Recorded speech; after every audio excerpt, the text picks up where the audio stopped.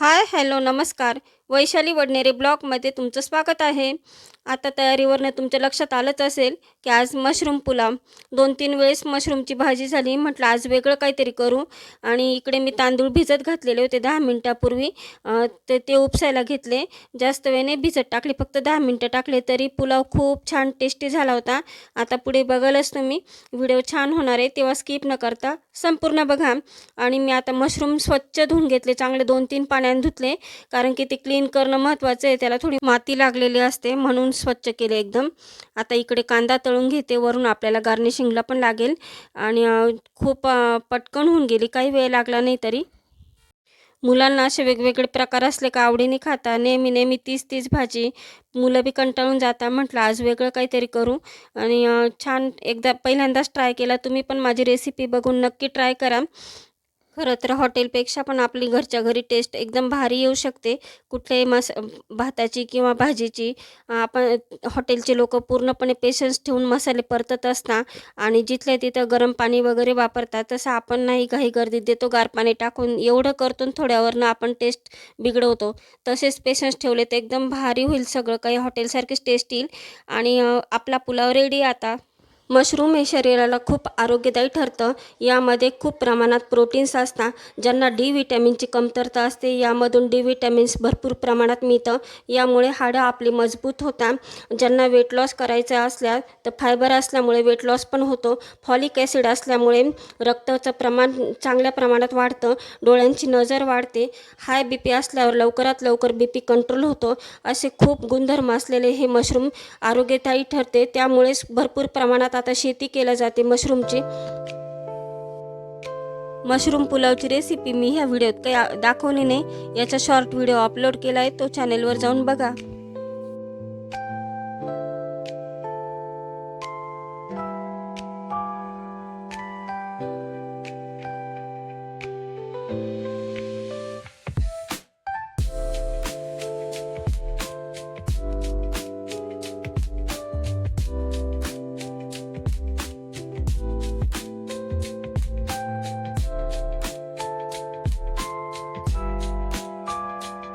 आता दुपारचे 2:30-2:45 वाजत आले असतील. आमचे सर्वांचे जेवणं झाले, भांडे झाले. आता किचन ओटा आवरायला घेतला. किचन ओटा आवरला म्हणजे दुपारचे सगळे कामं झाल्यासारखे वाटतात. थोडा वेळ आराम करेल, कारण की खूप कडक ऊन आहे. म्हटलं बाहेर जाऊ, म्हणजे किराणा घ्यायला जायचं होतं मला, पण ऊन कमी झाल्यावरच जाईल. फेब्रुवारीच महिना आहे, पण खूप कडक ऊन पडायला लागले आता. मागच्या महिन्यात किराणा घ्यायला मुलंच गेली होती, पण मुलांचं कसं आपल्यासारखं नसतं, सर्व बारीक निरीक वस्तू एवढे लक्षात ठेवून आणत नाही. आपण सगळं लक्षात ठेवून आणतो. म्हणून म्हटलं आपणच जाऊ संध्याकाळी. आणि ऊन कमी झाल्यावरच जाईल. पण जरा आता माझा किचन आवरून झाला एकदम चकाचक.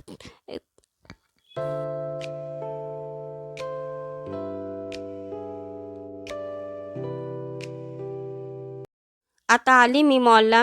या अगोदर पण मी तुम्हाला बऱ्याचदा व्हिडिओमध्ये हे मॉल दाखवले. आमच्या घरापासून अगदी 5 ते 10 मिनिटाच्या अंतरावर आहे आणि आम्हाला जवळ पडतं, त्यामुळेच आम्ही इथे येतो.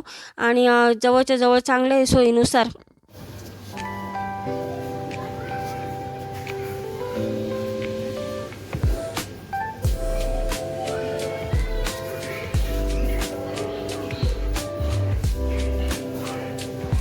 आता हा व्हिडिओ तुम्हाला दुसऱ्या दिवशीच येतोय.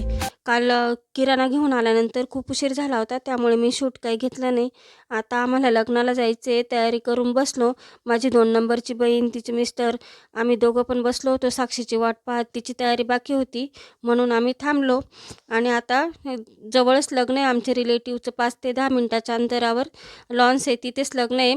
आता बघू, आता आवरलं का निघू.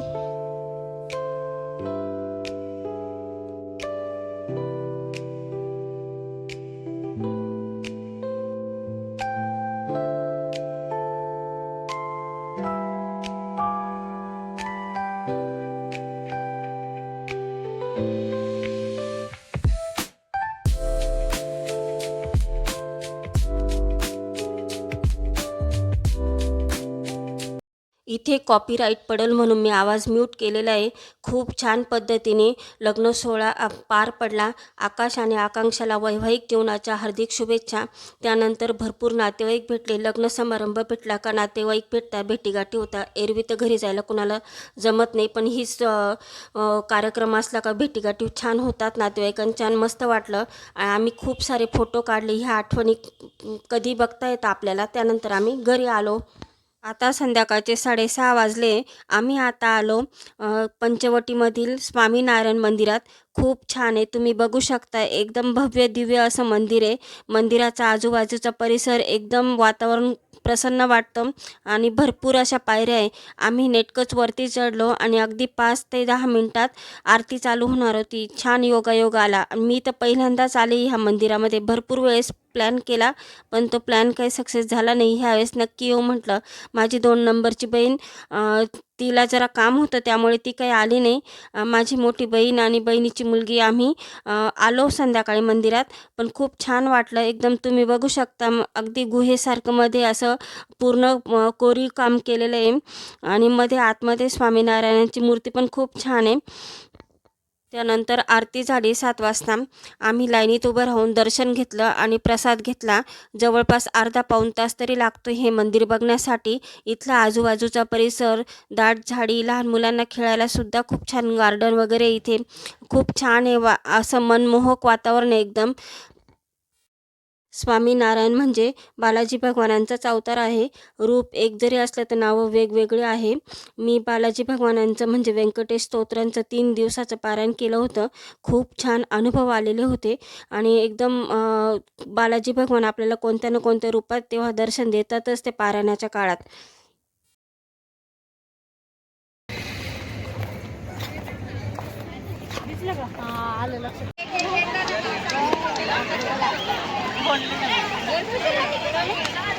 तनुची इच्छा पूर्ण झाली आहे. तनुला जायची आहे पूजासाठी स्वामीनारायण मध्ये पण खूप छान आहे आणि दुपारी बंद असतं.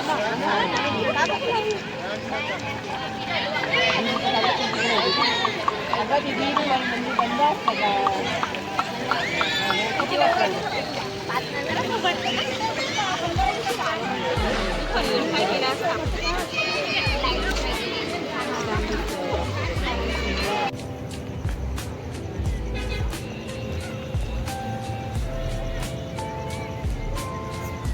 जायचे वाटतं.